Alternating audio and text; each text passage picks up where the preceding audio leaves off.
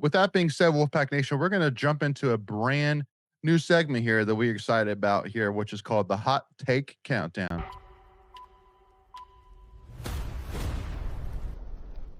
All righty here, y'all. So with that being said, we're going to jump into here. Greg, I want to hear your breakout player prediction here. Again, we are still Joe Tooney days away here, but that doesn't mean we can't start getting to some of these hot takes here. These clippable moments, these, Mhm. start building your receipts here. Because guess what, Greg? The earlier you make the receipts, the earlier you can claim, hey, listen, I call this Joe Tooney days away from the football Yeah. season here. So so here to give you a second here, Greg, unless you're ready to rock and roll here, but I think I give me a got one. okay, go for it. I'm gonna go out and say Duke Scott will get 1,000 yards this year, Yes. as First a time running since back. Reggie Gallaspy 2018. 2018, yeah. I don't know how hot that is. It's probably, I don't know where we would put that on the Fahrenheit hot take scale, but, 1 to um 10, I'll probably give it a 3, 4. I was gonna go like a 6 or 7, but, Mm, just because it hasn't been done, and right. as good That's as true. Hollywood was that he, led the conference last year in yards per game and all of that, and he didn't get 1,000. It's not as easy as it seems. Plus, there's a little luck, there's scheme. Um, are you in a game where you're able to run the clock out at the end of the game? Are you having to throw to catch up? Like, there's so many factors that could tail into that, but I think that will be and again, I think you kind of asked for a breakout player, but I also know you wanted a hot take, but, um Okay. CJ um Bailey, breakout, baby. Let's go. No. no, yeah, I definitely think he can build upon his numbers last year. I don't think that's necessarily a hot take. I think, again, I have to look at all the receivers because there's so many different, like, the receiver room is vastly different than last year. The tight end room is completely different. You have Mhm. to replace 3 tight ends there. You had to replace 3 wide receivers. So I kinda need to just, again, just dive into the roster a little bit and maybe Mhm. come up with something a little crazier, but that's where I'll go for now. Yep. Super That's not fair. super hot, but it's fairly warmish. Yeah, no, absolutely. My first one, I'm gonna go with a guy that I put as the breakout for last year. That's Jonathan Paylor. I mean, he was a guy I was drinking all the Kool-Aid for last year and was so excited about what he was going to accomplish for last season. And obviously, had a knee injury that took him out for the season during camp, so which was a huge heartbreaker to say the least here. And especially looking at last year's team, it was a big question of where was he going to fit.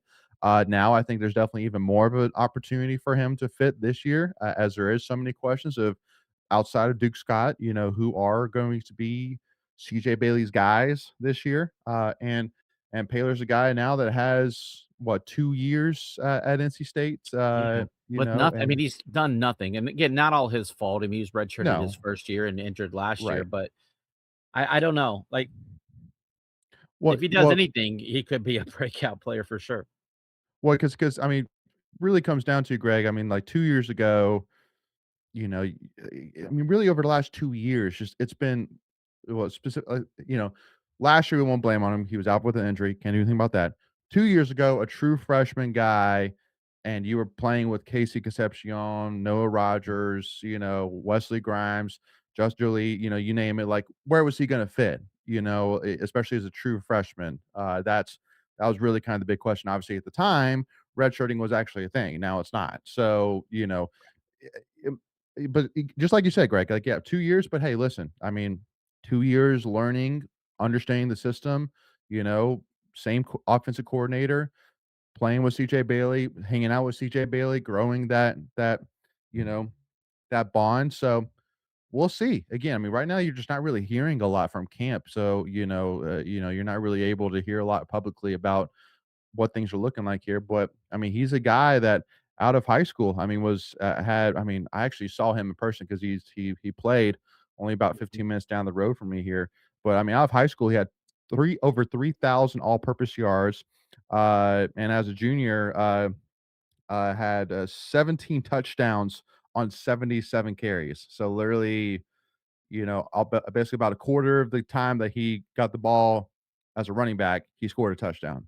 Crazy. And then caught 27 passes for 725 yards and 5 touchdowns. So about a fifth of the time that he caught a pass, he scored a touchdown. So he's a guy with true speed, a former 4-star recruit, top 100 recruit in the country. Again, I just in my opinion, he's definitely the guy like that is fits that breakout mold. He totally fits it if things come together, Greg, like you were saying here.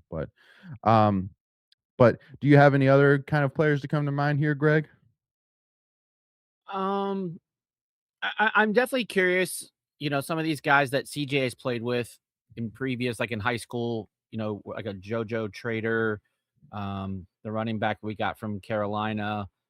I'm curious if they can rekindle those relationships. I think JoJo Trader could be like, I don't know if he would be considered a breakout because he's had some moments at Miami, but I definitely see someone in that wide receiver room having a quote unquote breakout year. I don't know who that necessarily is, but I have a feeling that that could be somewhere. And then maybe another group could be linebacker. Mhm. There's some guys there that we've had some hopes on, like Richardson and who's that kid that we got from Alabama? Sterling Dixon, I think is his name. Yeah. I think someone like there you could see. I don't know. I'm just trying to think of position groups where we have things to replace, right? And the two that jump out to me is wide receiver and linebacker, and then maybe someone that maybe the tight end position. Again, awful big shoes to fill there with all three of those guys moving into the pro ranks. Mhm. A lot of Yeah. production to replace. So maybe someone has a breakout there that we just don't maybe see coming. Yeah. The other guy, which I mentioned, which this was probably a couple months ago, Greg, that mentioned this guy when Ethan and I were on here together before he's officially part of the team with Tuffy Talk here. And that was Ondre Evans, transfer cornerback from Georgia. This is kind of Mhm. my, like in fantasy football, Greg, like your last round, just, Take a take a flyer. chance on him and if it works out, yeah, the flyer, the total flyer here. Andre Evans, a guy that when he was getting recruited 2 years ago was a borderline top 100 recruit, 4-star cornerback. Spent 2 years at the University of Georgia, which, as you and I both know, Greg, if That's you get fairly good. recruited to the University of Georgia to play defense, especially defense, that's, Yeah. that says a lot for sure. So you bring the guy over, and unfortunately last year in April 2025, he suffered I think it was a UCL injury, had to go through surgery, knocked out for the season. And now he comes to NC State, and besides Brian Nelson, who's on the other side? That's the big question here. So, I mean, Mhm. he'd be a guy if we were doing again, like a quote unquote draft right now. Sure, he is a guy I'm taking the end because I think that he has the archetype, and the experience. I mean, Andrew Irvin's director of scouting for 24/7 saying an explosive two-way athlete with top flight track times that projects as a defensive back at the next level. So a guy that again brings a lot of speed here and a lot of height too as well. So we'll see what comes with him. But Andre Evans is named to look out for Wolfpack Nation, in my opinion here. Yeah. Uh, any other hot takes here, Greg? Here before we jump on over. No, I'm definitely curious as, how King Mack is gonna kinda play out on this team as well. Hmm. Another big name transfer. Again, I don't think he's quote unquote a breakout guy, but he could be. He had he started all 13 games last year for Penn State, but I think he's another guy that could, again, not necessarily quote unquote break out, but just be better just because of the role he'll be playing here, Yeah, vice at Penn State. But yeah. yeah. And I see we got MB24 in the chat. What's going on, fellas? And Michelle, as always, good marvelous Monday evening, Wolfpack Nation. Yes, absolutely, Michelle.